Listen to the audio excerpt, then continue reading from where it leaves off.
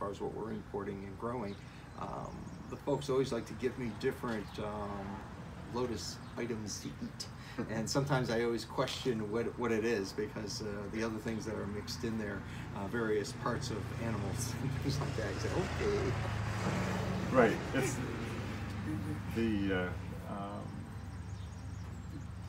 they're challenging you in trying lotus, but it needs flavoring. It needs other things because it's not particularly flavorful itself.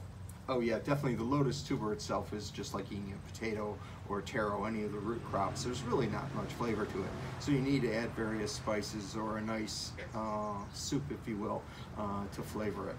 And you know, we've even made some lotus chips. We've got a video on our website, and we'll do some next week. And it's interesting that the lotus chips you're trying right now, Michael, you know, they're just fried in vegetable oil and a little bit of salt on them. So it's kind of like a potato chip, except got a more interesting presentation, the holes of the lotus in there.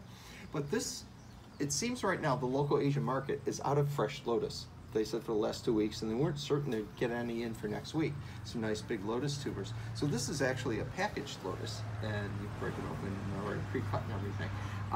And Lily and I have both noticed the difference. It's not quite as crisp and not quite as tasty as the other lotus that we had earlier in the year. And is this what's going to be on the pizza next weekend for Lotus Fest? Well, we actually, had sliced, we made another batch up from our friends here at Pontillo's in Churchville. And it's just the slices of the lotus mixed in. We've done it before, marinating it in a sauce that was a bit more tasty, and it kind of fought a little bit with the tomato sauce as far as competing flavors there, you know? Right. So, but going straight up, it's kind of like putting on an eggplant or some of the other benign things, but it's a bit crunchy. So these weren't pre-cooked, where the other ones, of course, are marinated, so they're a bit softer. But they added a little bit different texture, a little snap, a little crisp to your pizza. An unusual topping.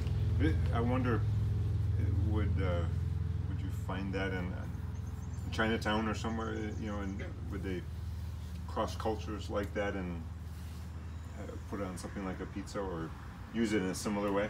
Well, you know, we haven't found anybody that's made a lotus pizza. In fact, I put it on my Chinese WeChat account. I just started one, which is analogous to Facebook here in the United States and around the world.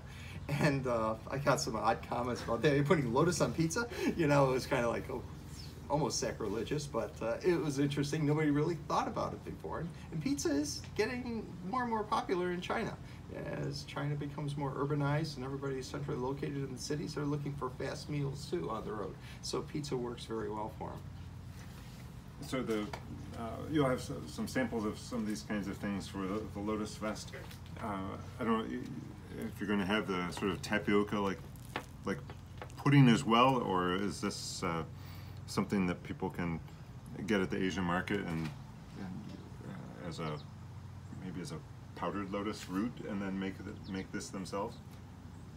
Yeah, this is pretty simple. They come in little plastic packets. It's like tapioca, really, except it's clear and gelatinous, more like a Jello.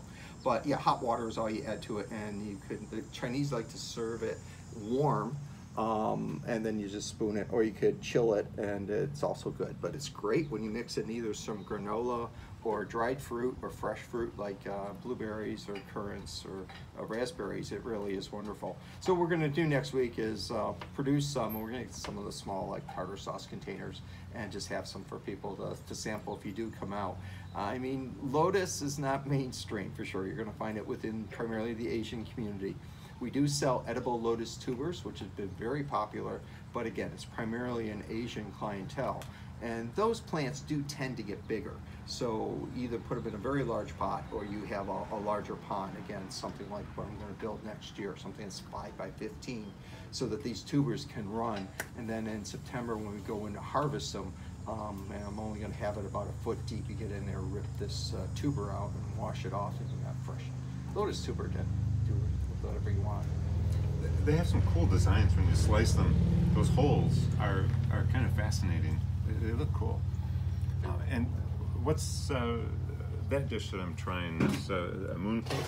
Yeah, mooncake are popular during the Mid-Autumn Festival, which is coming up, celebrating the harvest, if you will, in China. Typically it's in September at some point. So now the Asian markets in the area will start carrying mooncakes because it's a popular dessert to consume during that time.